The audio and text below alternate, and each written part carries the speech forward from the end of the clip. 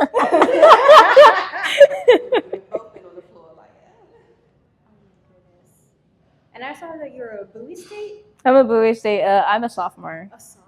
Yeah, Wow. yeah. I didn't start public speaking for Bowie professionally until like the second semester of my freshman year. Oh, God bless. You Yeah. say it in such a way that like the rest of They us pick- have to figure this out in life.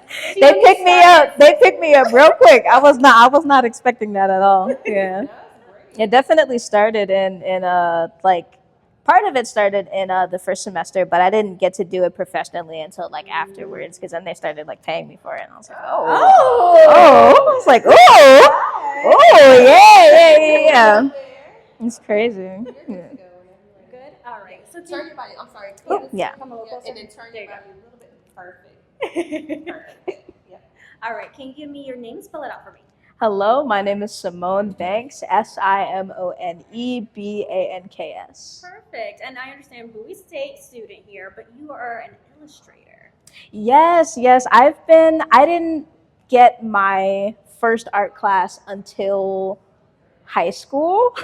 But before that, I was definitely self-taught. I loved cartoons, and I still like cartoons, but now I take a more professional approach to everything. Right now, I'm working on my portfolio. I'm going for my master's in studio art so that I can actually teach at the college level. I love teaching people about art. It's so much fun. It's definitely my biggest passion right next to public speaking. I love that. Now, I love what's going on. I just want you to move this log to a second. I want everyone to see your face, okay?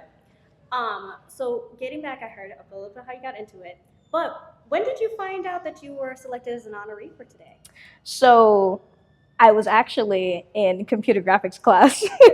I was like right in the middle of a lesson, and I remember Professor Francois actually reached out to me. And I remember actually even before that, if you know Coach T from Bowie State University, she called me the night before the professor reached out, and she's like, "Hey, I just wanted to let you know I nominated you for this thing, and another lady is going to nominate you too. So we'll see if you win. You know, there might be money, there might be an award." And I was like, "Oh." I was like, "Oh, okay." And then she ended up calling me the next morning, like, "Hey, congratulations, you won." And I'm like, "Oh." Oh, it all like it all just happened like very, very fast. And like I knew that I wanted to present something meaningful, especially for something like this, you know. And like I'm just grateful to know both of them. Coach T was one of the people that pushed me to do public speaking at Bowie State. I actually met her at a poetry slam that I was only at the school for extra credit for one of my classes. And my teacher's like, "Hey, if you go to this, I'll give you extra credit for the class." So I went, presented two things, and like right off the bat, she called me up from like the front, and she's like, "Hey, so that was great. I'm gonna need your business info, your name, your phone number." And that was just like the kickoff for everything else to come afterwards. The CIAA event, Thurgood Marshall College Fund had me. It was just like Bowie State had me. That was like great, and I'm just really grateful, for both of them. What does it mean to you that you were one of these few honorees today? It just means, you know what? I think it means that all of my hard work has really paid off because initially, so I've been public speaking for a pretty long time. I'm born in New Jersey. So I was a member of the New Jersey Orators Perth Amboy chapter. It was started at my church. My mom was a coach. So like obviously, she had to have me in it. She had my brother in it. And that was when I realized that like public speaking was more of like another form of art to me, and I ended up being really good at it. And I started when I was like 7. So I was like very small, and they held these like competitions. You'd get awards, you'd get like medals, but like it was just all about the learning experience. And the more I kept doing it, the more I got better at communication and drawing crowds and like actually being able to like speak to people from the soul. And it felt so meaningful, after a while.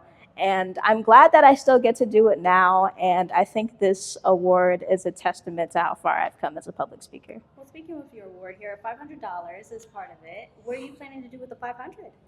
You know what? Definitely saving it. I mean, like as a college student, I still have bills to pay. So I think I'm gonna invest in a little bit of art supplies for myself. Like just for my classes, for my personal work. But I definitely want to save it to have it grow into something bigger. And then also, here we are talking about at a time where a lot of people tend to cut from arts and culture. Investment is happening right now. Why is it important for us to protect our arts and culture?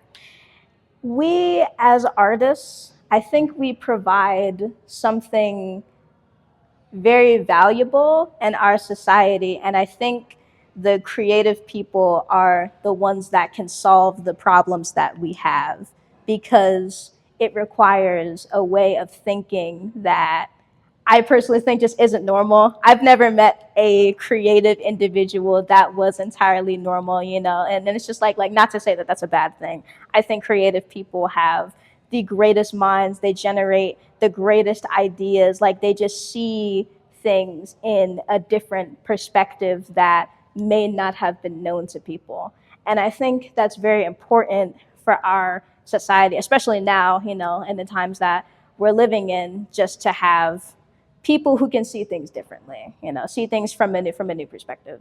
Wonderful. That was great. So we're done with the interview.